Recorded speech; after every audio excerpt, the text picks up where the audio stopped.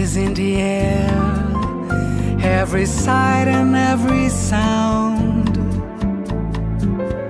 And I don't know if I'm being foolish, don't know if I'm being wise, but it's something that I must believe in, and it's there when I look in your eyes.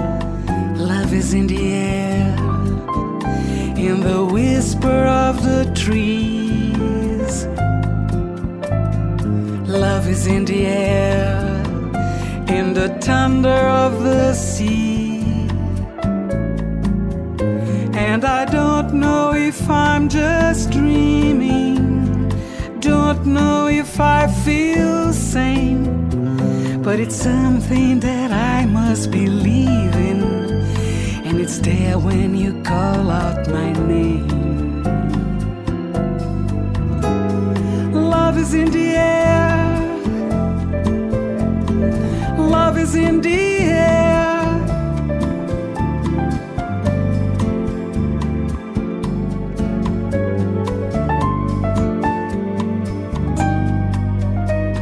Love is in the air, in the rising of the sun.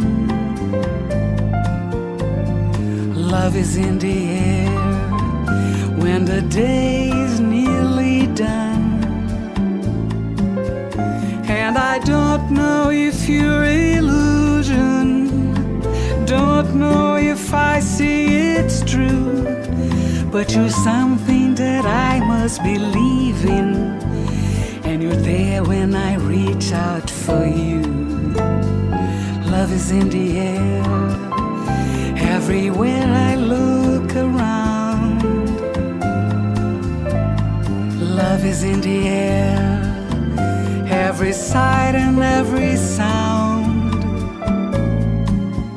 And I don't know if I'm being foolish, don't know if I'm being wise, but it's something that I must believe in, and it's there when I look in your eyes. Love is in the air, love is in the air.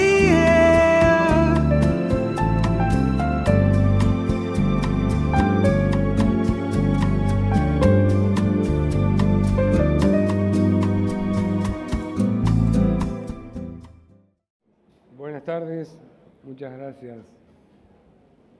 Un gusto saludarlos a todos ustedes en nuestro segundo encuentro de almuerzos de trabajo, enfrentando tiempos complejos, que es lo que estamos viviendo. Pero antes, si ustedes me permiten, voy a hacer uso del protocolo que corresponde. Señor disertante invitado, presidente del Banco de la República, contador Julio César Porteiro, bienvenido. Señor ministro de Economía y Finanzas, contador Danilo Astori, miembro de honor de la Universidad de la Empresa. Señor ministro de Ganadería, Agricultura y Pesca, ingeniero Tabaré Agarre, que está viniendo. Señor presidente del Banco Central, economista Mario Vergara. Señora presidenta del Banco Hipotecario del Uruguay, contadora Ana Salveraglio. Señor vicepresidente de ADM, contador Roberto Fuentes. Señor secretario general de ADM y tesorero de la Universidad de la Empresa, don Enrique Giner. Autoridades nacionales, querido amigo senador José Amorín, que nos acompaña, un gusto que estés con nosotros. Lo mismo le digo al rector de la Universidad de la República, Roberto Marcarián, que también nos acompaña, y al señor embajador de la República Argentina, doctor Montenegro, bienvenido a nuestro almuerzo de trabajo. Saludo también a los señores embajadores y representantes de países amigos, a los señores presidentes y representantes de asociaciones profesionales y cámaras empresariales. También saludo a los medios de comunicación que hoy están con nosotros, señores decanos, docentes y alumnos de la Universidad de la Empresa, queridos consocios, señoras y señores, reciban por mi intermedio, en nombre de la Asociación de Dirigentes de Marketing, una cálida bienvenida a este encuentro. Este encuentro que recién comenzábamos con nuestro conferencista, si son importantes o no son importantes estos encuentros. Y yo creo que son muy importantes. No sé ustedes, pero si ustedes aquí están, quiere decir que consideran lo mismo. ¿Por qué son importantes?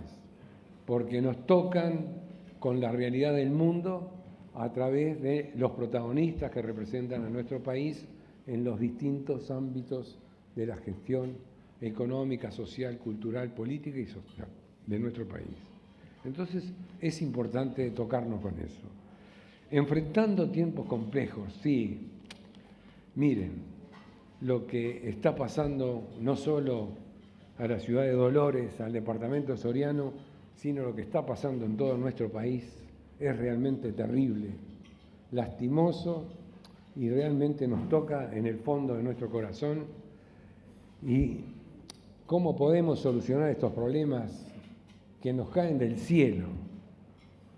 No tenemos nada que ver y nos caen del cielo. A nosotros esto, a Ecuador 2 terremotos, a Chile 1 terremoto, a Japón otro terremoto, y tantas cosas que suceden en simultáneo y que no las podemos administrar. En la antigüedad decían dioses, hoy nosotros decimos qué terrible.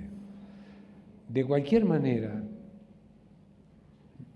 nosotros en nuestra asociación le pedimos a nuestra Secretaría de Relaciones Interinstitucionales, que está José Briano y Jorge Amorín, que están acá, que se conecten con todas nuestras asociaciones de la República para ver en qué podemos colaborar y qué es lo que necesitan, y no solamente juntar ropa o fiambres o mercadería, sino saber qué necesitan realmente para colaborar. Lo otro que es importante es que todas estas inundaciones van a traer aparejado otros grandes problemas que el señor presidente del Banco República nos va a explicitar mucho mejor que yo, pero yo no lo quiero dejar pasar. Vamos a tener problemas en la soja, vamos a tener problemas con el arroz, vamos a tener problemas con la fruta, vamos a tener problemas con la ganadería, vamos a tener problemas con las industrias más importantes de nuestro país. ¿Y qué hacemos? ¿Cuáles son las opciones? Podemos llorar, podemos decir qué terrible, o podemos enfrentarlo. Es lo que propone la Asociación de Dirigentes de Marketing como parte de una estrategia. Tenemos problemas, enfrentémoslos. Y ese es el camino, enfrentarlo. ¿Cómo lo hacemos? Acá está el presidente del Banco de la República. ¿Necesitamos dinero? Pidámoslo. Acá está el presidente, sí, señor, aplauso. Sí.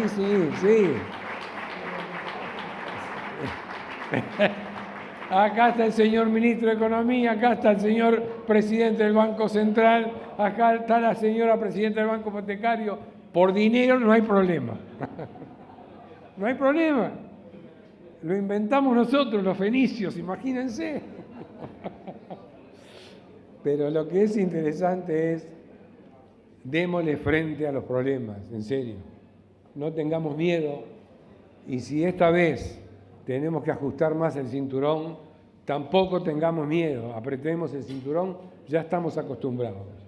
Así que muchas gracias y tengamos éxito en la batalla que nos toca emprender desde ahora en adelante. Invito al señor presidente del Banco de la República a hacer nuestra disertación, testimoniando su presencia. Gracias. En este momento, y como es habitual, el presidente de ADM, don Jorge Abuchalja, se entrega al presidente del Banco República de una obra de artista plástico nacional, como forma obviamente de testimoniar su pasaje por este foro de la Asociación de Dirigentes de Marketing del Uruguay.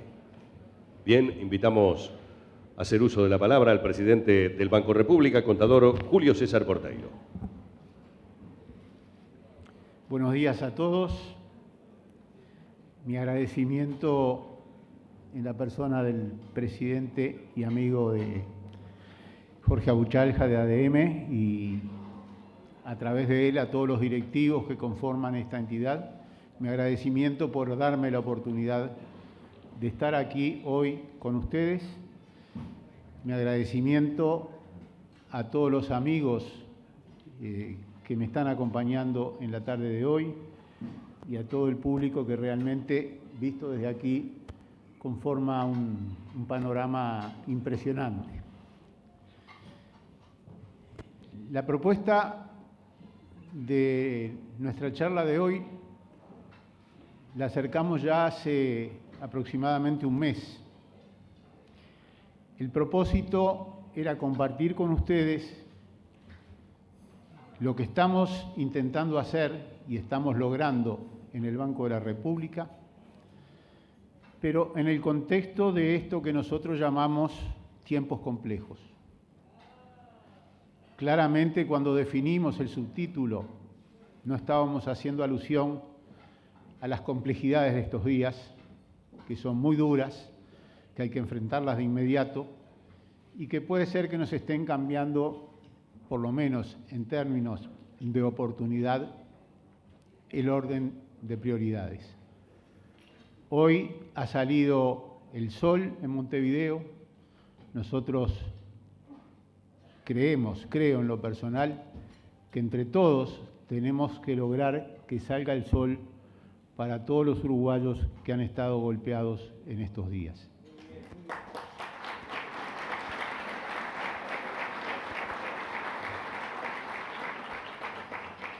Es nuestra responsabilidad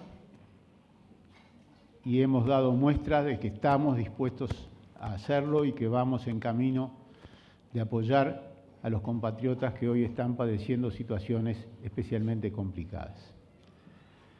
Luego de esta introducción, quiero decirles que en mi idea de organización del tema de hoy, pienso no ocupar más del tiempo previsto, espero poder cumplir con los 40 minutos que se han asignado y en ese lapso hacer una descripción de los rasgos del sistema financiero, del sistema bancario en Uruguay, como primer capítulo, como primer apartado. Luego, ver un poco cómo se desempeñó el sistema bancario el año pasado, en el año 2015. En tercer lugar, comentar con ustedes por qué decimos que estos tiempos son complejos. Y en ese contexto, entonces, para el final, dar una visión de lo que nosotros llamamos el BROW 2020. Es decir, el banco que nos imaginamos, que queremos ser y que lograremos ser en el año 2020. Vamos a ir ordenando entonces la presentación, comenzando por los rasgos de la banca en Uruguay.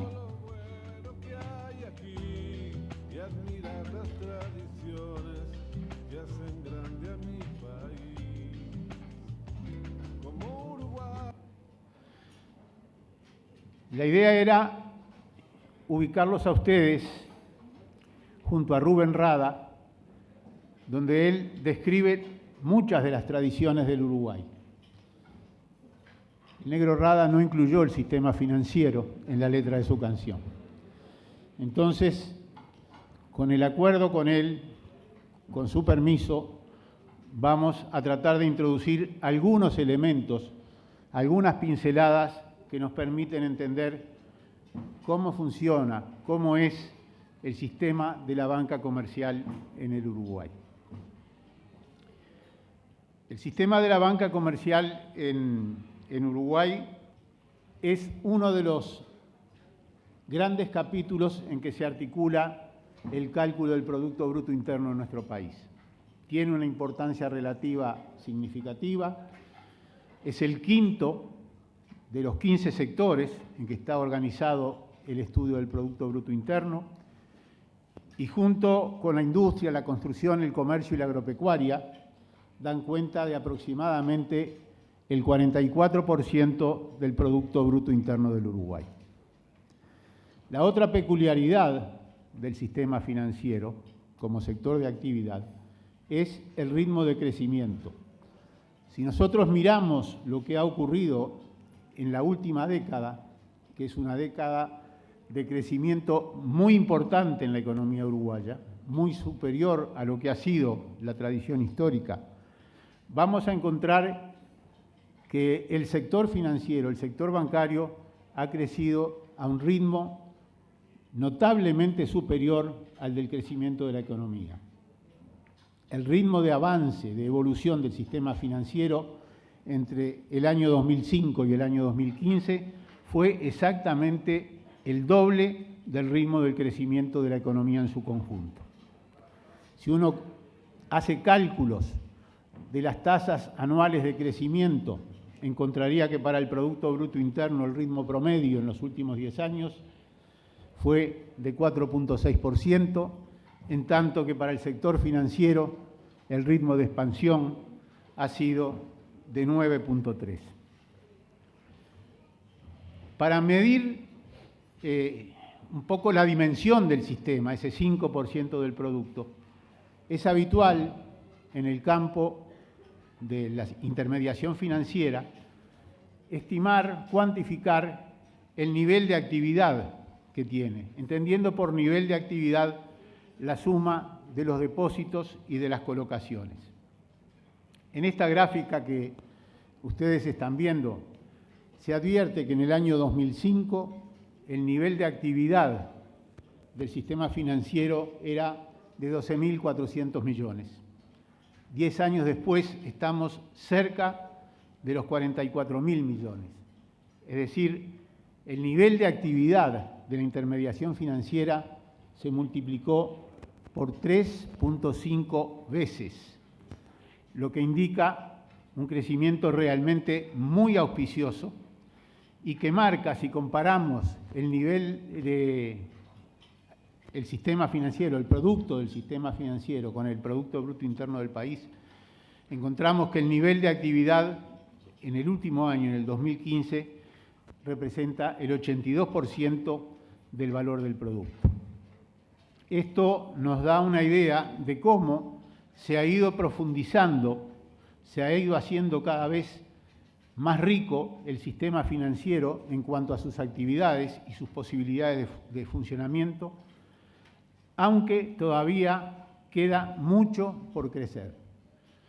Si uno hace un cotejo de la situación que se da en Uruguay, donde la actividad del sector financiero representa el 82%, representó en 2015 el 82% del Producto Bruto Interno, en otros países la actividad financiera alcanza índices claramente superiores a este que estamos mencionando. Por esa razón, el sector financiero tiene mucho para expandirse, tiene mucho para mejorar su gestión y tiene mucho para contribuir desde esa función de financiamiento de las actividades del sector real de la economía para contribuir al crecimiento, al desarrollo de todos los uruguayos. Este proceso de expansión, esta multiplicación por 3,5 que se dio en la última década, fue acompañado por un cambio en la composición de los activos que conforman los balances consolidados de la banca. Allí vemos, en primer lugar, en la gráfica, que las colocaciones que el sistema bancario hizo al sector no financiero privado variaron desde el 30%, y esos son datos para el año 2007, a un 36% del total de activos que se daban en el año 2015. De la misma manera, siguiendo en el área de colocaciones, si miramos el tercer par de barras que aparecen en la gráfica, se advierte que las colocaciones al sector financiero, que eran del 45% en el año 2007, descendieron al 15% el año pasado. Estos son los activos que los bancos asignan a colocaciones en sector financiero. Y el otro elemento importante son los tres grandes capítulos de activos que se han alterado más claramente. Las disponibilidades de los bancos pasaron de un 9% del total de los activos en el año 2007 a un 29% en el año 2015. En esta evolución, lo que nosotros podemos advertir, interpretando los números, es que la expansión importante que se dio en el nivel de actividad del sector bancario se dio en el marco de un cambio en el modelo de negocios del sector bancario. Esa caída de las colocaciones en el sector financiero, en tanto aumenta las colocaciones en el sector no financiero privado de nuestro país, lo que está mostrando es que los bancos abandonaron un modelo de negocios que básicamente era captar recursos en el país para colocarlos financieramente fuera del país, para aprovechar las grandes diferencias de tasas que había entre los intereses que se pagaban en el mercado local y los intereses que se obtenían mediante colocaciones fuera del país. Se abandonó ese modelo de negocios que podemos caracterizar como un modelo exógeno, porque apuntaba hacia afuera de la economía uruguaya, fue sustituido por un modelo endógeno, en el cual los bancos priorizaron las colocaciones en el ámbito local, atendiendo las necesidades de financiamiento de las empresas del Uruguay. Y eso es lo que muestra ese crecimiento del 30 a 36% en las colocaciones del sector no financiero. El crecimiento de la liquidez es una muestra, a mi juicio, de una mejora en la composición de los activos bancarios, que responde en parte a políticas de gestión de los bancos, pero también en muy buena medida a las orientaciones que el regulador de la actividad bancaria ha estado disponiendo fundamentalmente a partir de los acuerdos que se dieron en Basilea, donde después de la gran crisis mundial se diagnosticó que los bancos debían mejorar su liquidez y fortalecer su solvencia. Vamos a volver un poco sobre estos temas más adelante, pero podemos anticipar ya que ese ascenso de la liquidez del sistema de 9 a 29% está en buena medida pautada por las disposiciones de nuestro regulador, del Banco Central del Uruguay. Y ese crecimiento en la actividad del sector fue acompañado de una concentración institucional. Lo que estamos indicando allí, abajo en la diapositiva, que los bancos, que eran 21 en el año 2000, se redujeron a solo 10 a partir de este año 2016. Hay 10 instituciones bancarias, una pública, es nuestro Banco de la República, y hay 9 bancos privados. La concentración entonces se da en número de empresas. La cantidad de bancos en 10 años bajó a menos de la mitad. Pero también es importante la concentración en cuanto a la dimensión de las empresas que hoy forman parte del mercado. De esos 10 bancos a los que hacemos referencia, los 5 de mayor tamaño, es decir, Brou, Santander, Itaú, BBV y Scotia, representan el 90% de la actividad del sistema bancario en nuestro país. Es decir, hay concentración en número de empresas, hay concentración en el tamaño de empresas. Pero a pesar de esa concentración, lo que no ha cambiado es el carácter competitivo del mercado. No hay funcionamientos oligopólicos en el sistema financiero, la competencia sigue siendo fuerte y desde la perspectiva del Banco de la República, le diría que en la medida que son más grandes, tienen mayor volumen las empresas privadas, los desafíos para el Banco República, nuestro Banco País, son también cada vez más importantes. Esta es la caracterización que en grandes rasgos queremos hacer de nuestro sistema. Vamos a pasar al desempeño bancario en el año 2015.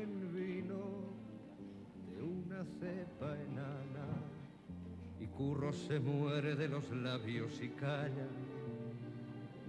pues no hizo la mili por no dar la talla. Yo estoy, y les pido disculpas, imponiéndoles algunos gustos musicales muy personales. Tenía alguna preocupación con el sonido, pedí que no los aturdieran, no sé si llegan a escucharlo a esta altura, pero escucharon un par de párrafos de la letra de Romance de Curro el Palmo, que canta Joan Manuel Serrat, donde el Curro, que estaba enamorado de Merceditas, la del guardarropa, Joan Manuel nos cuenta que Curro el Palmo es el enano, el petizo. Curro el Palmo no hizo la milicia, no hizo la mili por no dar la talla, porque no tenía la altura mínima requerida. Yo quiero que ustedes aprecien, a partir de las cifras que voy a entregar ahora, cuál fue la talla del sistema financiero. Yo creo que el sistema financiero uruguayo, en su desempeño en el año 2015, sí dio la talla. Es decir, en medio de un entorno que ya fue complicado en el año 2015, logró mantener algunos valores que son significativos, sin señalar todavía síntomas de retroceso.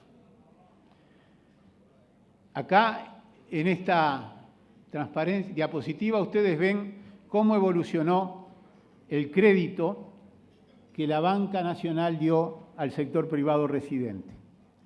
En esa misma década que estamos tomando como periodo de referencia, el crédito bruto vigente al sector privado se multiplicó por 5. Pasó de 2.500 millones de dólares aproximadamente a 12.500 millones de dólares que se dio en el año 2015.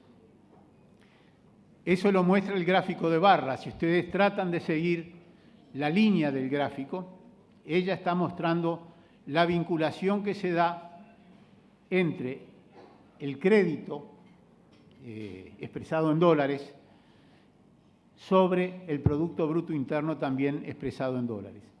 Y allí vemos que de una participación que en el 2015 era del 14%, llegamos a que el crédito sobre el Producto Bruto Interno llega al 23%. Y esto ocurre en un periodo donde el Producto Bruto del país creció en forma muy significativa.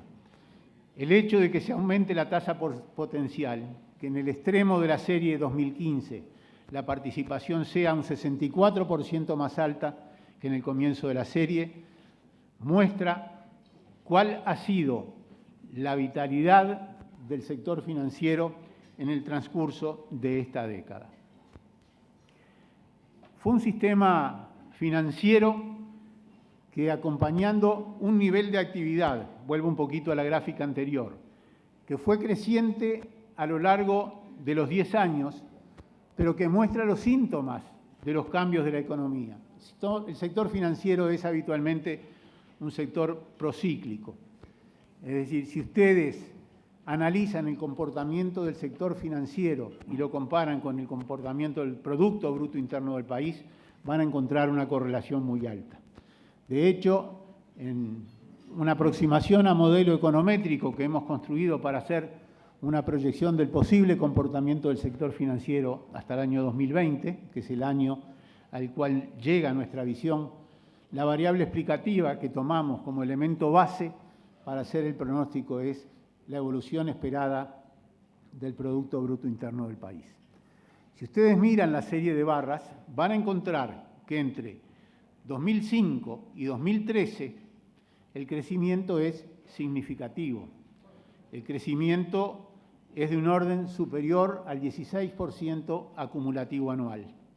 A partir del 2013 y fundamentalmente en los 2 últimos años, hay un estancamiento en términos de volumen de crédito del sector privado residente, que prácticamente no se incrementó entre 2014 y 2015. Entrando un poquito en las cifras, en esos 12.524 millones de dólares que son los créditos colocados en el año 2015, encontraríamos un estancamiento en las colocaciones en dólares del sistema bancario y algún incremento en términos de las colocaciones en pesos, en moneda nacional, que pueden haber aumentado aproximadamente un 10% en términos reales, pero que en la expresión en dólares no se notan porque el tipo de cambio, el precio de la divisa, creció más rápido que la inflación. Entonces, al expresar ese incremento en pesos, en moneda extranjera, ese crecimiento del 10% queda prácticamente neutralizado. Es más, se transforma en una cifra negativa cuando expresamos el crecimiento en pesos en términos de dólares. Esto es lo que ha ocurrido en el año 2015. A pesar de esa situación, que uno podría catalogar de no crecimiento, de estancamiento del crédito del sector, de todas maneras se alcanzó una rentabilidad que fue significativa.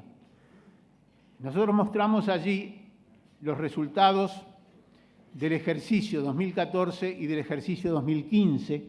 Las cifras están expresadas a valores corrientes y en pesos constantes, es decir, en dólares corrientes y constantes, perdón, incorporando o no el ajuste por inflación.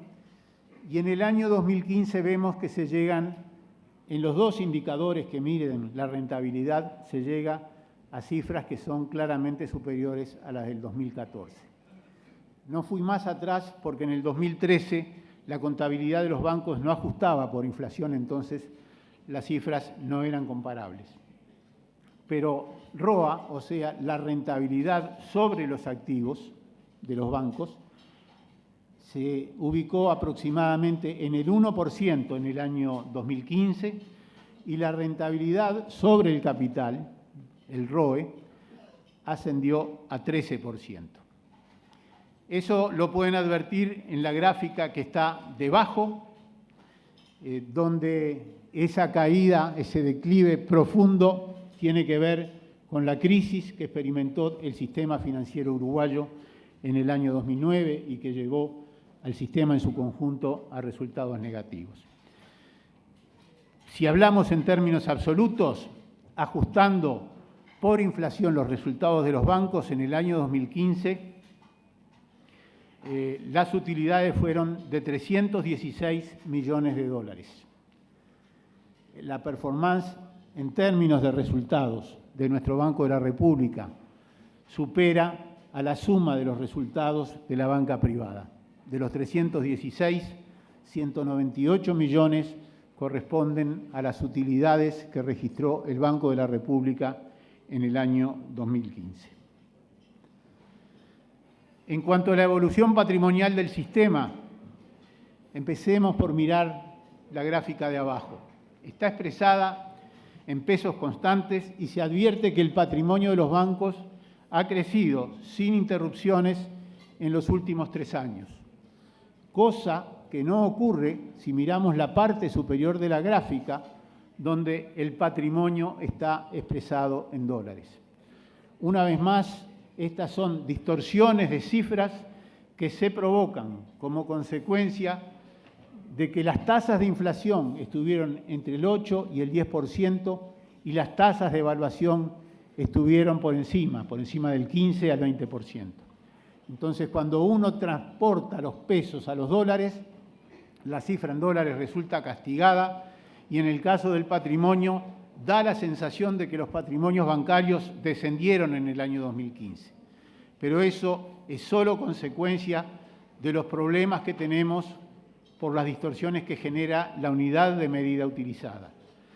Es por ello que nos importaba mostrar cómo había sido el comportamiento del patrimonio bancario a valores constantes, lo que muestra un crecimiento que básicamente proviene de la reinversión de utilidades que ha hecho la banca con los resultados que ha ido alcanzando.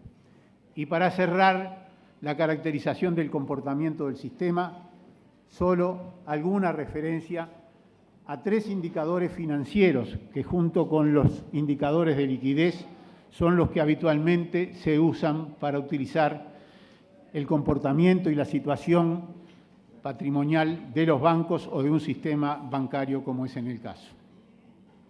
Hay un indicador muy importante, que es el primero, que vincula la relación entre la responsabilidad patrimonial neta de los bancos y la responsabilidad patrimonial neta mínima que exige el regulador. El regulador exige una relación mínima de 1 entre ambos elementos, es decir, la responsabilidad patrimonial neta debe por lo menos ser igual a la responsabilidad patrimonial neta mínima que establece el Banco Central del Uruguay. Para el caso de la banca uruguaya, en promedio, el índice que llamamos de solvencia indica que la responsabilidad patrimonial neta de los bancos está un 22% por encima de las exigencias del regulador del sistema. También es excelente, a mi juicio, el indicador de morosidad. Para el 2015 tenemos una morosidad sistémica del 2%. Y este es uno de los indicadores que va a ir mostrando. Yo creo que si uno empieza a mirar los resultados del primer cuatrimestre del año 2016, vamos a empezar a ver que la morosidad comienza a aumentar. Es una consecuencia inevitable, se da, como decíamos, por condiciones negativas o menos favorables que empieza a atravesar el sector real de la economía y que le impide cumplir con sus obligaciones financieras. Y el tercer indicador que mostramos tiene que ver con la eficiencia del sector. Es un indicador que compara el total de los costos de operación de los bancos con el total de los ingresos operativos que generan los bancos a lo largo del año. Para el promedio del sistema, ese índice, ese coeficiente 0,67 o 67%, vamos a ver también que allí hay diferencias entre el sector privado y el Banco de la República, y vamos a advertir que el Banco República tiene un nivel de eficiencia que supera al de la banca privada. Pantalón cortito, bolsita de los recuerdos. Pantalón cortito. Acá el sabalero nos lleva a los tiempos de nuestra infancia, habla de nuestros pantalones cortos y de nuestra bolsita de los recuerdos. Por si ustedes quieren guardar algún recuerdo de los conceptos manejados en esta reunión, bueno, de lo que hablamos en la primera parte, le diría que recuerden que el sector financiero es un sector económicamente importante por tamaño y por funcionalidad en la economía uruguaya, que ha tenido, segundo recuerdo, que ha tenido un fuerte ritmo de expansión en los últimos 10 años y que movió casi 44.000 millones de dólares en 2015. Por otra parte, se produjo un cambio en el modelo de negocios de los bancos, y ese sería el cuarto recuerdo. Y el último es la referencia que hicimos a la concentración. Ha habido un fuerte proceso de concentración en esa década. En cuanto al segundo apartado, yo creo que los recuerdos más importantes que ustedes podrían guardar es el hecho de que la participación del crédito del sector público fue creciente en su vinculación con el Producto Bruto Interno. Que el aumento del volumen de crédito a lo largo de los 10 años muestra dos fases diferentes, una de crecimiento intenso y un estancamiento casi 2013, 2014, 2015. Que el sector siguió generando ganancias aún en estas circunstancias y que más allá de lo que mostraba la gráfica en dólares, el patrimonio bancario siguió aumentando durante este periodo. Quizá debamos recordar también que el comportamiento del sistema bancario es un comportamiento procíclico y entonces las etapas que se avecinan pueden generar complejidades adicionales a los bancos en materia de obtención de resultados positivos. Vamos a ver por qué decimos que son tiempos complejos.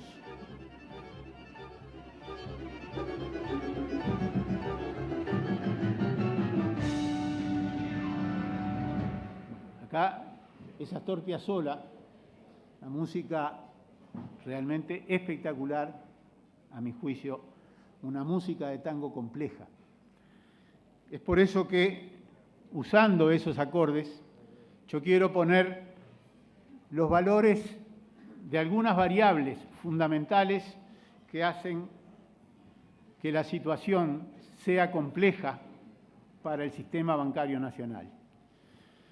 Acá voy a ir rápido porque realmente es un tema sobre el cual ustedes han leído mucho, han escuchado mucho.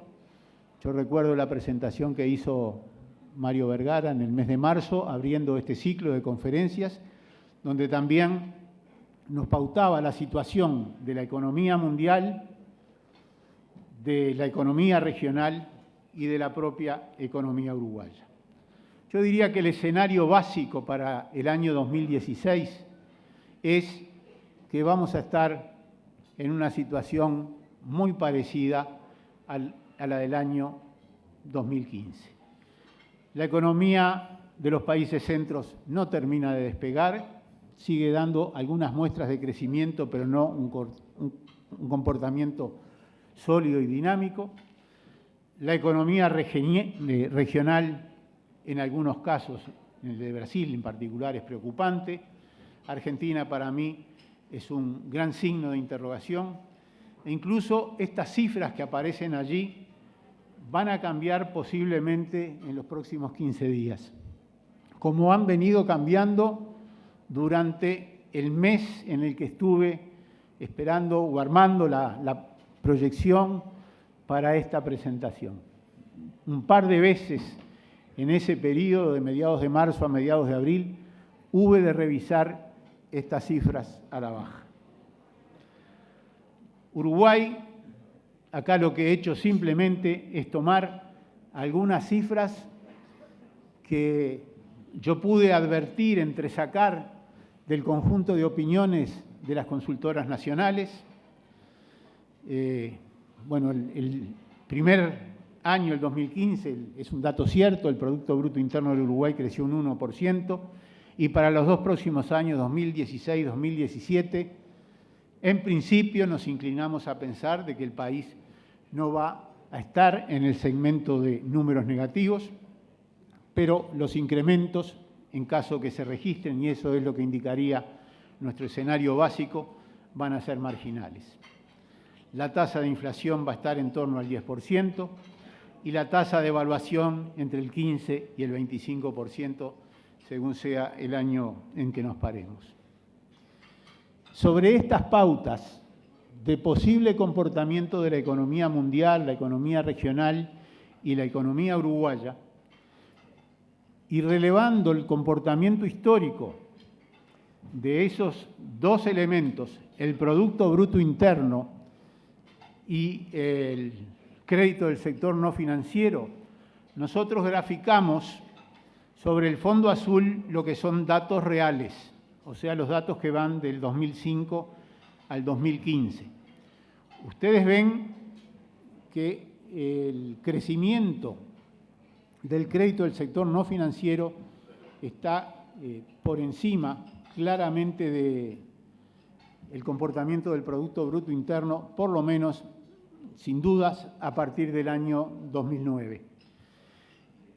En este año, 2015, sin embargo, a pesar de que el Producto Bruto Interno aumentó un 1%, el nivel de crédito bajó un 3%, y eso tiene que ver con lo que comentaba hace un momento, la diferencia entre la tasa de evaluación y la tasa de inflación y el hecho de que las colocaciones en dólares permanecieron estancadas. A partir del 2016, que son las barras que están sobre un fondo celeste, lo que nosotros estamos pautando allí son algunas expectativas que hemos elaborado tomando los datos de Producto Bruto Interno y sector no financiero y que hemos ajustado en función de algunas especulaciones que hicimos sobre algunas variables que inciden sobre el sector no financiero y que no están explícitamente consideradas en los análisis anteriores. Ustedes ven allí que hay un periodo que ya a nuestro juicio se ha iniciado, que es un ajuste del sistema financiero que nos va a llevar hasta el año 2017 inclusive, y que recién para el año 2018 uno podría tener expectativas de algún aumento del crédito en el sistema no financiero, pero en niveles realmente moderados, por lo menos muy moderados en comparación con lo que ha sido el comportamiento del sector financiero hasta el año 2013. Y estamos hablando de tasas de crecimiento del 2, del 3% y no mucho más que eso cuando las expectativas son de alza. En el periodo de ajuste quizás lleguemos, acá las cifras están redondeadas, pero el número exacto en lugar de 1% para el 2016 es 0,6%, para el 2017 es más o menos 0,7%. Se espera un mínimo, o esperamos nosotros, un mínimo en crecimiento del crédito en el sector no financiero. ¿Cuáles son esas variables que no están plenamente recogidas en el modelo que armamos antes y que pueden estar incidiendo en los próximos años en el sector no financiero? Nosotros creemos que pueden seguir incidiendo, como ya habíamos hecho referencia antes, la aplicación de las normas de Basilea III. Normas que la Comunidad Financiera Internacional ha aprobado para mejorar la gestión del riesgo de los bancos, para mejorar el buen gobierno de las entidades y para mejorar la capacidad que los bancos tienen de soportar tensiones financieras. Es pruebas estresantes. Y esas normas todas apuntan a fortalecer el capital de los bancos y aumentar la liquidez de los bancos. Junto con la aplicación de Basilea, las decisiones que el organismo regulador ha tomado recientemente, procurando alinear la política económica con una orientación de combate a la inflación, como han sido los aumentos de los encajes, también van a tener repercusiones sobre el nivel de crédito de los bancos, porque al tener que inmovilizar una mayor cantidad de dineros, los encajes pasaron del 23% en moneda nacional al 28% y en dólares del 26 al 28%, al inmovilizar más recursos en el Banco Central, no solo tenemos un incremento en los costos bancarios, sino una menor cantidad de dinero disponible para atender solicitudes de crédito. Y esos elementos, que son de tipo cualitativo en nuestra consideración, están de alguna manera barajados, incorporados en las proyecciones que hicimos hasta el 2020. Y un elemento que nos parece que también puede jugar un rol muy importante y que no está considerado en las proyecciones tendenciales, es todo el resultado de la inclusión financiera que el Gobierno, a partir de la sanción de la ley del 29 de abril de 2014, está impulsando en nuestro país y que realmente para los bancos tiene oportunidades y alguna amenaza. Oportunidades en el sentido de que al promover la universalización de acceso a los servicios bancarios y a los medios de pago, los bancos debemos esperar un incremento de un segmento de demanda que hasta ahora era poco relevante en la consideración de los bancos. Tiene también alguna amenaza por el hecho que mencionaba recién. Vamos a tener más participantes. También eso es una oportunidad, en el sentido de que van a existir corresponsales, va a haber una mayor competencia y quizá mayores costos. Si en nuestro plan estratégico para el año 2016 el Banco República tiene el tema de inclusión financiera en su matriz FODA, tanto en el campo de oportunidades como de amenazas. Y creemos que eso recoge exactamente el significado de la Ley de Inclusión Financiera. Para nosotros, más allá de lo que sean las visiones económicas, la inclusión financiera es una obligación. El banco tradicionalmente ha sido líder en inclusión financiera y ha hecho desde el 2014 hasta ahora los máximos esfuerzos para mantener esa condición que al mismo tiempo le permite cumplir con el compromiso social de la institución. Trae un perfume húmedo de otra ciudad. El aliento del viento parece que crece, calienta, amanece. Amanece. Queremos que amanezca y queremos que amanezca para todos nosotros. Para el Banco República estamos haciendo todo lo que está a nuestro alcance para que ese amanecer que anunciaba Alfredo desde hace tiempo y desde lejos haya empezado. Nosotros tomamos muy en cuenta las palabras de mi querido amigo Mario. 21 de abril, así nos va a ir. A veces dice cosas sensatas también. Entre las muchas cosas que dice, a veces dice alguna sensata. Y el 21 de abril, cuando estábamos tomando posesión junto con Silvia, junto con Adriana, que me impide ver el resplandor de la luz, Mario dijo: el Banco República requiere una dirección profesional. Una dirección profesional que tenga claridad en los objetivos y en los parámetros que la Constitución mandata. Y nosotros tratamos de que esos planteos de Mario Vergara, en aquel momento ministro de Economía, y que nos confería la responsabilidad de ocupar estos cargos, se hicieran carne en el directorio del Banco República y lo siguiéramos teniendo como un leitmotiv hasta ahora. Nosotros creemos que hemos hecho una dirección profesional y también que han sido respetados los parámetros que la Constitución mandata. Yo acá había previsto una exposición que realmente la voy a mutilar en aras del tiempo que yo puedo pedirles a ustedes. Pero cuando nosotros asumimos la responsabilidad de la presidencia del banco, queríamos decirle a Mario que la dirección profesional que nos pedía tiene algunas premisas conceptuales básicas. Así la entendimos nosotros desde el primer momento. Nosotros entendimos que las empresas públicas son un sistema. Un sistema es un todo formado por partes que se interactúan mutuamente y que están en íntima relación con el contexto que las rodea. Entendimos que las empresas públicas tienen una pirámide de fines que parte con la misión de la empresa y que termina con las metas presupuestales y que tiene 5 escalones, donde cada vez se van precisando mejor la misión, los valores, la visión, los objetivos y las metas.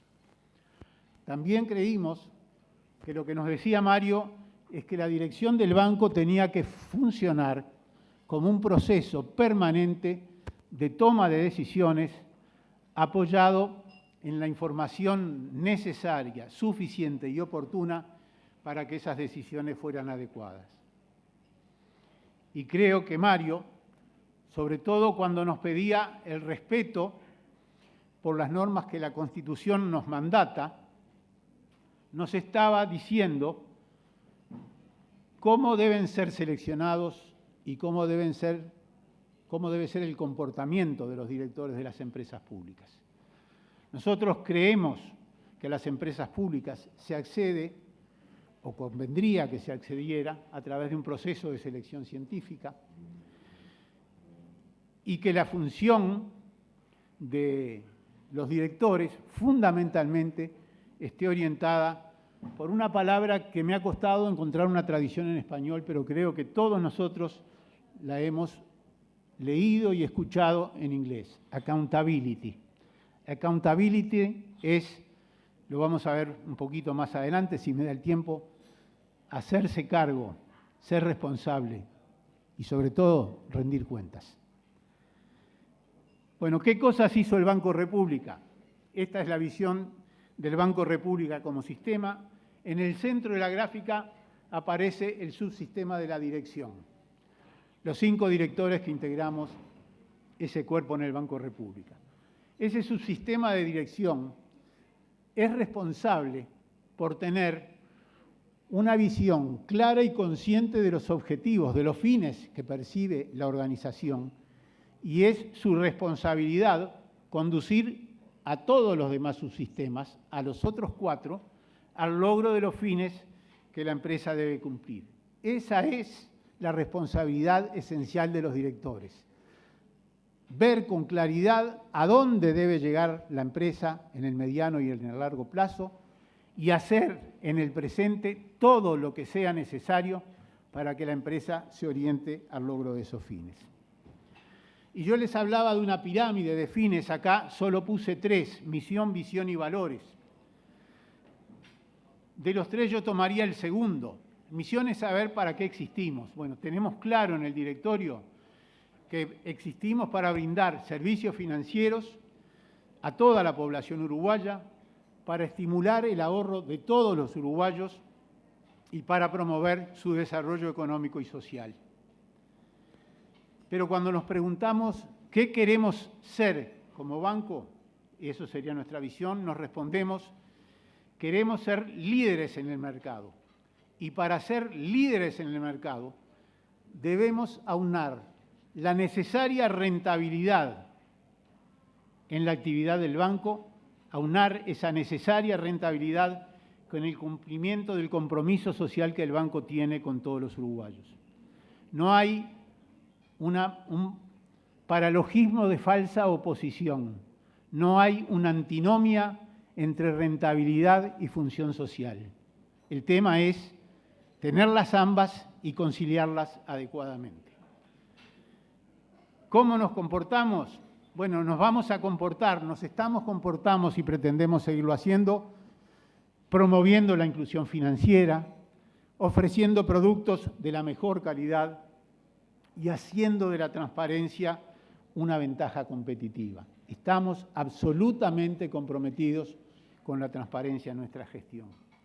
Detrás de esto vendrían o debajo de esto, objetivos estratégicos que están plasmados en el plan estratégico que el banco tiene aprobado por el año 2016-2017 y en último término las metas presupuestales que por supuesto ya están cuantificadas para el año 2016. La dirección la vamos a hacer como un proceso continuo y eso es lo que decimos en esta transparencia. Hacemos caudal de la necesidad de adoptar decisiones como nuestra responsabilidad básica y hacerlo en base a una información adecuada. Y esto también lo anticipé. Cuando Mario nos decía, respetando las normas que mandata la Constitución, el artículo 187 de la Constitución nos dice que los miembros de los directorios serán designados por el Presidente de la República en acuerdo con el Consejo de Ministros, previa venia de la Cámara de Senadores, o sea, todos los estamentos, muchos estamentos del sector político están comprometidos en esta selección de personal y esa selección debe estar motivada en las condiciones personales, funcionales y técnicas de los candidatos elegidos. A mi juicio, en mi interpretación, los constituyentes en 1966, al hablar de condiciones personales, funcionales y técnicas, nos estaba sugiriendo que la incorporación de los directores debe ser hecha a través de la selección científica para esos cargos. Esa selección científica supone describir las actividades de los cargos, establecer los requerimientos de las personas que deben cumplir adecuadamente con esos cargos. En tercer término, especificar los rasgos que deben tener las personas si queremos que cumplan adecuadamente los requerimientos. Y una vez que tenemos los rasgos necesarios en las personas para cumplir adecuadamente con su rol de directores, hacer la selección aplicando técnicas profesionales que incluyen la evaluación, o sea, un análisis comparativo entre todos los candidatos reclutados para llegar a la selección que sería una decisión de pronóstico, de previsión, en la cual se estaría eligiendo a aquel candidato que promete reunir en la mayor proporción en su persona los rasgos requeridos para el buen desempeño del cargo.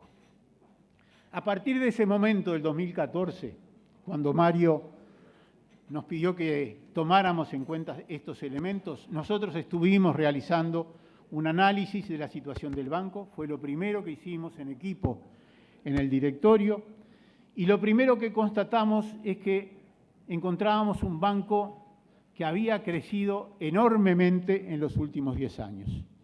Había evolucionado dramáticamente también en los temas de gestión. Había mejorado, era un banco rentable, era un banco sólido. Todas esas cosas nos permitieron asumir con optimismo la responsabilidad de la dirección del banco a partir de abril del 2014 y nos permitió pensar que ese banco que había logrado todo lo que acabo de decir en 10 años, que se había comprometido con una inversión mayor en materia de modificación de su core bancario en el año 2014, ese Banco País podía dar un salto. Y ese salto fue el que nosotros propusimos a partir del año 2014 para el Banco de la República. Era un salto que nos permitiría llegar a lo que nosotros llamamos nuestro Banco República 2020, que suponía 7 palancas fundamentales para procesar el cambio dentro del banco, que acá están listadas. Por supuesto no las voy a desarrollar, pero transformamos la estructura organizacional del banco, priorizamos la gestión por objetivos y la organización por proyectos. El cambio en el banco generó una hermosa y numerosa cantidad de proyectos, entonces era inevitable tener una organización que atendiera los proyectos concomitantemente con la organización que atendía el quehacer cotidiano de la empresa. El Banco República tiene hoy lo que en los textos se llama organización matricial. Tenemos una organización funcional o de línea y está atravesada por la organización que el banco se ha dado para el cumplimiento de cada uno de los proyectos que componen las 7 palancas del crecimiento. Nos propusimos aumentar el crédito al sector no financiero, profundizar el rol comercial de las dependencias del banco, mejorar los procesos del banco y la racionalización de los costos y mejorar la comunicación horizontal. Todos estos elementos fueron desarrollados en una serie de proyectos que se han venido cumpliendo y se seguirán cumpliendo trabajando en equipo con todo el personal del banco. Este enorme esfuerzo de transformación solo será posible si logramos que el personal del banco se comprometa con el mismo. El primer paso lo dimos en el mismo año 2014. Hicimos reuniones gerenciales de alto nivel, estuvimos una semana preguntándole a los gerentes qué creían ellos que debería hacer la alta gerencia conjuntamente con la dirección del banco y llegamos a un diagnóstico compartido entre directores y gerentes que nos permitió llegar después a estas 7 palancas básicas de cambio de las que hablé.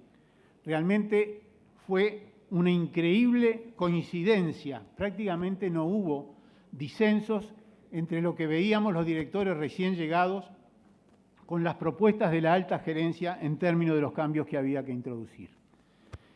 Y hace 2 años exactamente hoy es 21 de abril de 2016, nosotros asumimos nuestra función el 21 de abril de 2014 y en este festejo de nuestro segundo aniversario, el directorio cree que es bueno compartir con ustedes lo que ha estado haciendo.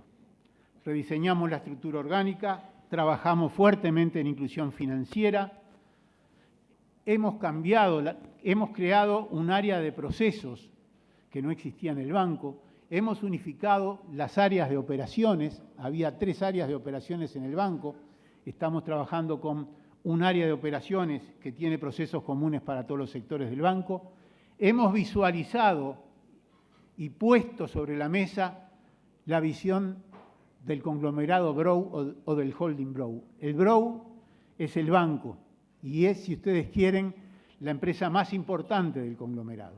Pero también forman parte del conglomerado República FAP, República FISA, República Negocios Fiduciarios, la Fundación Banco de la República.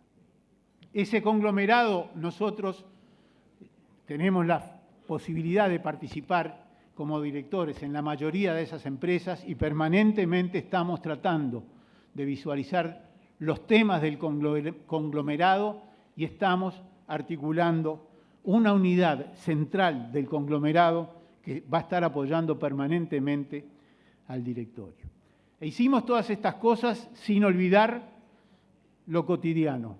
El Banco República siguió con su gestión. En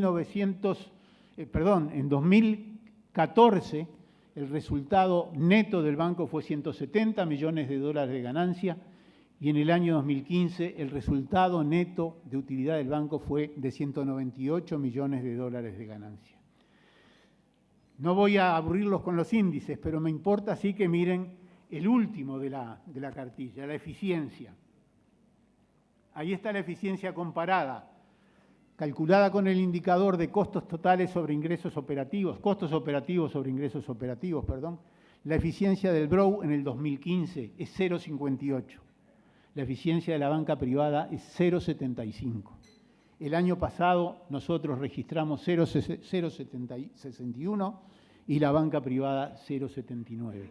Estamos haciendo un cuidadoso uso de los recursos y sinceramente tenemos el orgullo y no queremos aparecer como falsos optimistas o poco humildes, pero nosotros empezamos con la política de racionalización del gasto en el año 2014, aún antes que el presupuesto nacional nos diera pautas en el año 2015.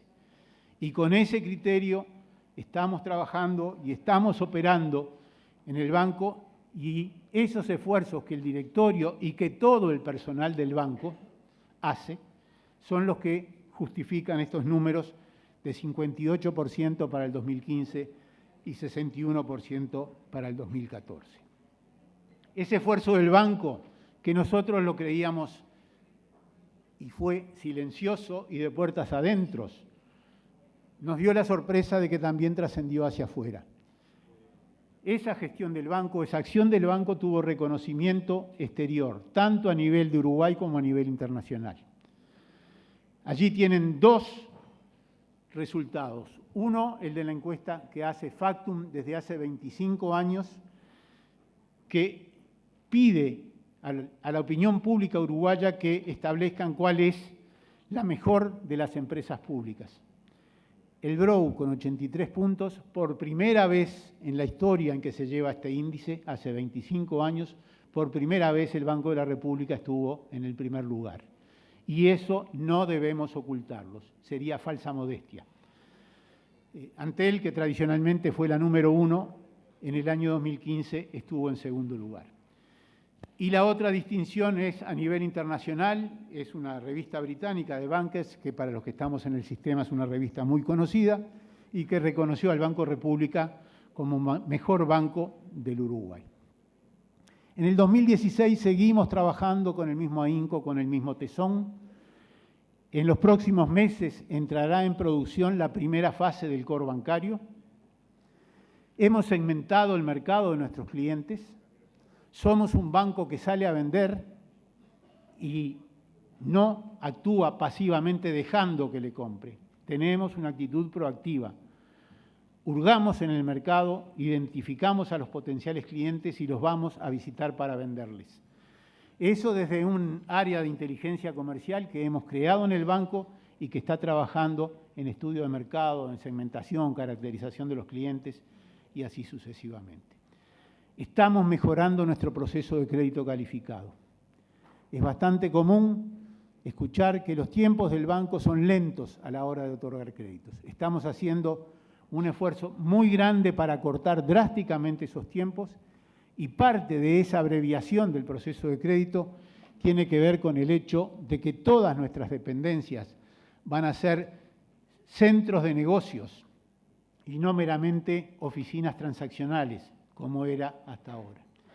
Y todo eso que hace a la infraestructura física y humana del banco, la estamos complementando con el máximo impulso con lo que llamamos los canales de comercialización no tradicionales.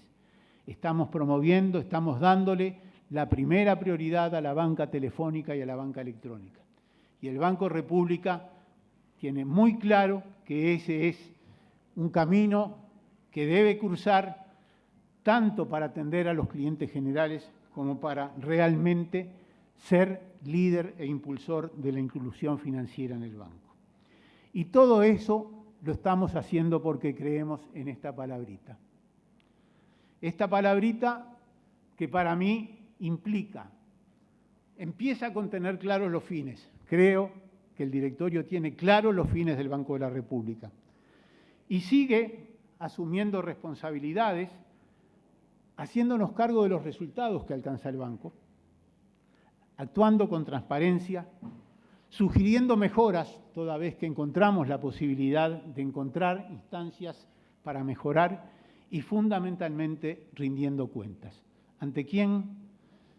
Ante todos nuestros accionistas. Buena parte o una parte de ellos están reunidos acá. Este es el banco de todos los uruguayos y hoy, aunque no es una rendición de cuentas formal, en este compartir datos del banco con ustedes, lo estoy haciendo porque apelo a la transparencia y porque el directorio del banco quiere rendir cuenta frente a quienes son sus accionistas. Nosotros seguiremos por este camino.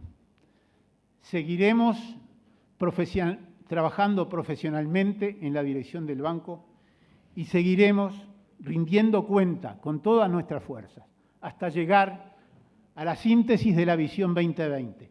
Nosotros queremos de nuestro banco país que sea un único banco, no 5 bancos como había cuando nosotros llegamos al Banco de la República, un banco único. Ese único banco tiene que estar con la vista, con la visión, con todo su esfuerzo centrado en los que son sus clientes, actuales y potenciales. Tiene que ser un banco rentable. Y no hay falsa oposición. Puede ser un banco rentable y ha demostrado que lo está haciendo, y puede ser un banco atento a sus compromisos sociales. Y también eso el Banco de la República lo ha demostrado. Estuvo junto a los inundados del norte del país, ofreciendo su experiencia, su conocimiento calificado a través de una de las empresas del conglomerado. No fue estrictamente el banco, fue República Microfinanzas, que estuvo trabajando con la gente que estaba en dificultades en aquel momento en Artigas, Salto y Paysandú. Ya lo está haciendo en la zona de los nuevos desastres que está sufriendo el país. Hemos acordado con la Oficina de Planeamiento y Presupuesto, que está coordinando acciones a nivel de gobierno, que en nuestra República Microfinanzas y también la unidad MIPYMES del banco estará acompañando a quienes necesitan del apoyo del Banco República. Y esto sin acordar, por sentimiento del directorio del Banco República. Nosotros en la mañana de ayer hemos resuelto que nuestra unidad de crédito social atienda a todos los que han sufrido problemas en los distintos lugares del país, porque el drama no es solo Dolores, hay muchos dramas que estamos viviendo, a través de líneas de crédito social que van a tener intereses bonificados, van a tener menores requisitos y mayor velocidad para acceder a ellas, en el ánimo de estar junto a los uruguayos que más nos necesitan. Junto con ellos y junto con ustedes, le decimos a todo el pueblo uruguayo, muchas gracias y vamos arriba a la celeste. Vamos. El Cerro de Unión. Vamos. Como dice el negro jefe, los de afuera son de palo. Que comience la función. Buenos días para todos. Bueno, vino con muchas canciones, no tengo ninguna para usar el frontal. Pero fue interesante porque eligió músicos uruguayos, un español y un argentino. Tenemos al nuevo embajador argentino, que además fue un genio de la música y que grandes de sus obras fueron con otro uruguayo, ¿no? Horacio Ferrer. Hay varias preguntas, pero usted hablaba de un número bueno del banco, que era diciendo la morosidad muy baja y presentaba el dato de créditos vencidos sobre créditos totales, donde da un 2%. Del sistema, Nelson. Ese es el sistema. Del sistema. Bueno, pero uno ve un leve repunte en el último año, ¿no? Y ahora que estamos en un año que presenta otros números de la economía, no sé si usted tiene, bueno, números del banco, cómo está evolucionando esto y cuáles son las previsiones que está haciendo el República sobre este tema.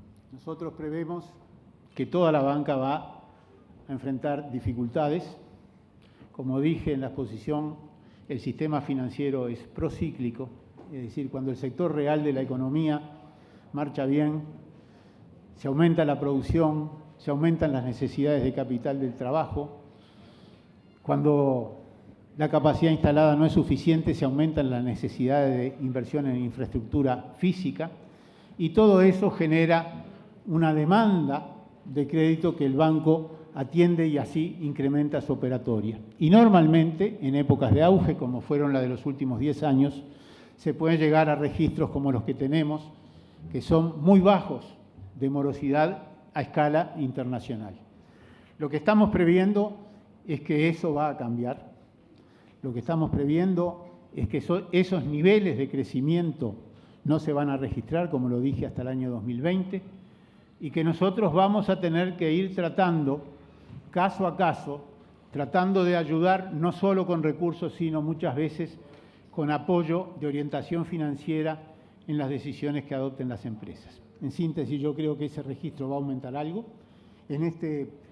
Vamos a tener mediciones a fin de este mes, pero nosotros creemos que vamos a estar por encima del 3% de morosidad. Contador, hace algunos minutos el Sistema Nacional de Emergencias actualizó la información de lo que está ocurriendo en el país. Hay en este momento 10.097 compatriotas fuera de sus hogares. Usted acaba de decir, con eso finalizó su charla, hablando acerca del compromiso social del banco. Le voy a pedir que amplíe un poco más cómo se va a comportar el banco en esta situación. Bueno, yo creo que el compromiso social ya lo adoptó el gobierno y está trabajando en función de ese compromiso social. Quizá por deformación profesional, a nosotros nos pareció que lo que teníamos que hacer era integrarnos a ese equipo de atención de las calamidades que el gobierno ha formado. Entonces, lo que hemos hecho fundamentalmente es estar en permanente comunicación con el director de la Oficina de Planeamiento y Presupuesto, que junto con el prosecretario de la Presidencia son las dos figuras que están articulando todas las acciones dirigidas al apoyo de los uruguayos en dificultades, y les hemos dado, como les decía en la exposición, respuesta a algunos planteos. Por ejemplo, ha sido evidente la solidaridad incontenible del pueblo uruguayo. Lo primero que nos pidió la Oficina de Planeamiento y Presupuesto era que abriéramos 2 cuentas en el Banco de la República.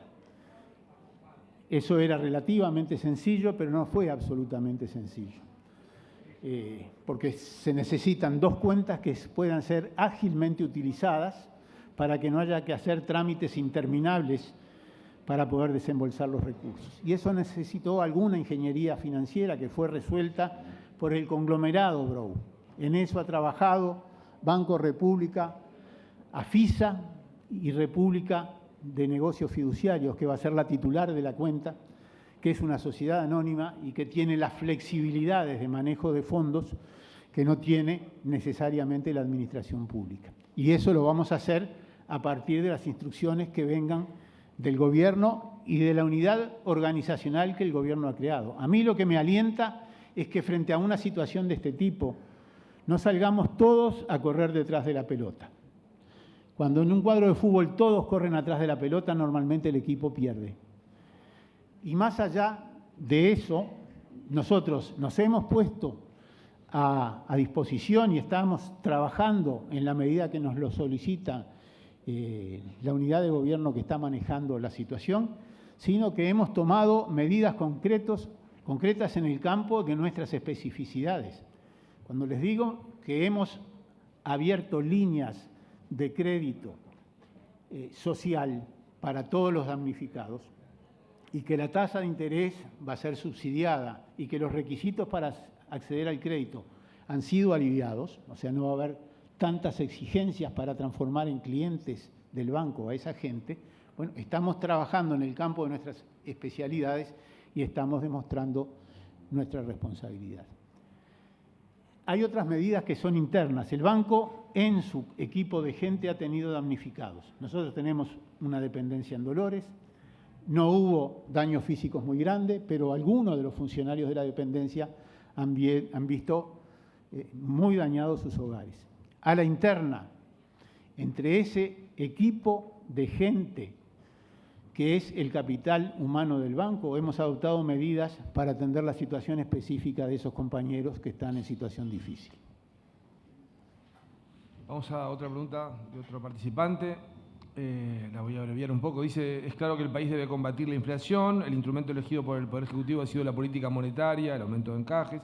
Y por el otro lado, las finanzas públicas están fuera de niveles óptimos, incluso por los deseados por el gobierno. Dice, cada uno de los resultados, como uno de los resultados, la tasa de interés para empresas para corto plazo se ha ido por encima del 18% anual y la referencia de letras de regulación monetaria cercana a esos valores. Ahí creo que está un poco menos, creo que están 15 las tasas de letras, ¿no? Si la tasa de interés a estos valores dificulta enormemente el sector real de la economía, los bancos prefieren las letras de regulación monetaria que prestarle a empresas. ¿Cuándo cree usted que la tasa de interés en pesos para empresas va a volver a niveles de 11-12% anual en pesos? ¿Y qué cree que hay que hacer para lograrlo? Pues más bien acá acudiría a los diseñadores de la política económica. Nosotros, como directores del banco, conducimos la organización en el marco de las restricciones que nos plantea el entorno. De todas maneras, bueno, yo no voy a analizar una por una las afirmaciones que hace y que plantea la pregunta. Me quedo con la interrogante concreta de cómo vamos a lograr que las tasas que pueden estar en torno al 18% bajen al 11 o 12% como pudieron tener. Bueno, yo creo que es un precio más de la economía que va a evolucionar bien o mal según nos vaya bien o mal en la economía en su conjunto. Salvo que alguien decida hacer subsidio de tasas, no creo que podamos apartarnos del camino que nos marcan el entorno de competencia. Y no hay comportamiento oligopólico de los bancos. Pueden tener la seguridad, yo ya lo dije, nosotros tratamos de ser eficientes al máximo, pero aún con ese nivel de eficiencia creemos que tenemos que hacer en el Banco República un esfuerzo por mantener alguna rentabilidad que en último término se traduce en un mayor traspaso de fondos a rentas generales. O sea que por alguna vía la ganancia del banco vuelve a la ciudadanía uruguaya a través de los aportes a rentas generales. Le planteo otra inquietud, contador. Dice, con el afán de promover aún más la competencia en el sistema financiero, se pregunta, ¿no sería recomendable permitir a las empresas públicas mantener depósitos en los bancos privados? Bueno, creo que mantienen depósitos en los bancos privados, no sé, no conozco exactamente la disposición, pero tengo idea que la restricción no es total, por lo menos. Puede ser que para algunos fondos tengan que usar las cuentas que el Ministerio de Economía tiene en el Banco de la República, pero no sé, nosotros para obtener fondos de organismos públicos competimos con tasas de interés. Presidente, una pregunta acá que le piden una reflexión que en realidad es más allá de la operativa del banco. Usted hablaba de las ganancias de cuando el banco tiene una rentabilidad, eso va para rentas generales, y acá hay dos preguntas, Marcos y Víctor, que dicen en referencia a la parte de utilidades que van al Fondes. Dice, ¿qué reflexión le merece que una empresa como el BROW deba, por norma, destinar una parte importante de sus utilidades al Fondes, que a la fecha ha tenido experiencias complejas? La otra pregunta también va por ahí, dice, el BROW gana plata y el Fondes la pierde. Y le pregunta si no hubiese sido más eficiente o más transparente haber dejado los fondos en el BROW en vez de traspasarlo al Fondes y con la rigurosidad que tiene el banco encargarse de dar los préstamos a las empresas que lo solicitaran en vez del mecanismo actual. Yo no voy a hacer juicios de valor. El problema, la aspiración con respecto al Fondes hay que planteársela al Parlamento. Lo que hay es una ley que establece cuáles son los destinos que el Banco República tiene para sus utilidades. Y el Banco República cumple con la ley, cumple con generar la utilidad, y yo creo que tenemos que generar utilidades porque todos ustedes, la comunidad uruguaya, le ha entregado al Banco República la responsabilidad de administrar un patrimonio de 1.250 millones de dólares, que es el capital del banco. Administrar un patrimonio supone, a mi juicio, mantener el valor, hacerlo mínimamente rentable. No menos del costo de oportunidad de esos fondos es la utilidad que nosotros deberíamos generar. Después de eso, la ley le indica al Banco República cómo hacer, cómo distribuir las utilidades para que esas utilidades, a juicio del Parlamento y a través del Poder Ejecutivo, llegue a sus beneficiarios finales, que son todos los ciudadanos del país. Nosotros entregamos a rentas generales, lo entregamos básicamente a través del Ministerio de Economía y cumplimos con la normativa que la ley nos indica. ¿Cuánto se le puede dar al Ministerio de Economía como máximo? Es un máximo que nos pueden pedir.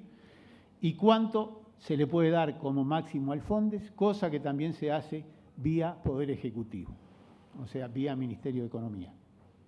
Contador, si bien la tarjeta de débito hoy tiene un peso muy importante en las transacciones, está previsto que el BROW coloque más cajeros automáticos en algunas zonas del país, básicamente en el este.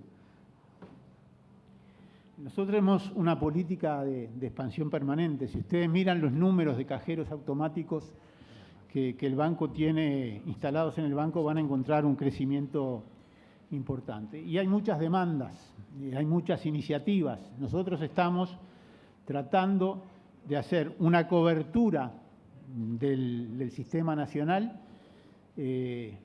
Nosotros creemos que el cajero es un avance tecnológico, pero que también está llamado a ser superado rápidamente.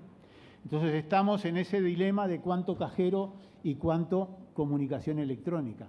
Porque en lugar de ir al cajero es mucho más cómodo hacer las transacciones desde la casa, tener el banco en casa. Y eso se puede conseguir en parte con eBrow, y si seguimos progresando en el uso del instrumental de la tecnología informática, vamos a aumentar la cantidad de operaciones que se hacen.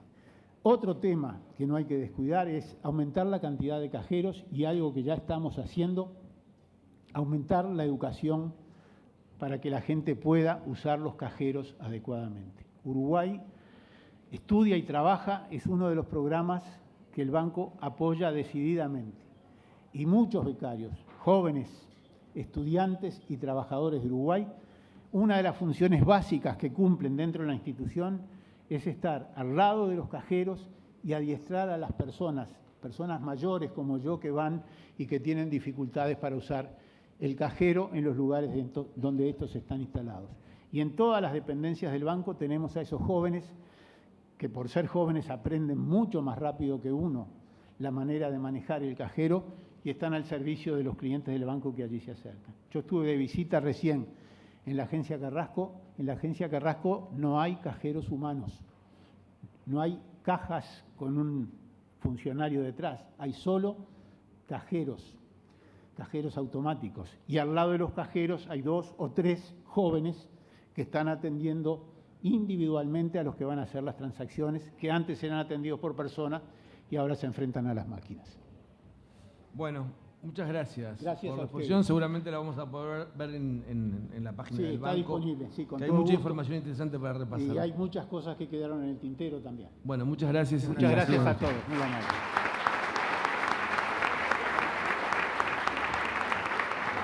Damas y caballeros, agradecemos al presidente del Banco República, contador Julio César Porteiro, su aporte en el tema expuesto, y también a los señores moderadores, Nelson Fernández y José Sena, por su colaboración. Les deseamos a todos que tengan una muy buena tarde.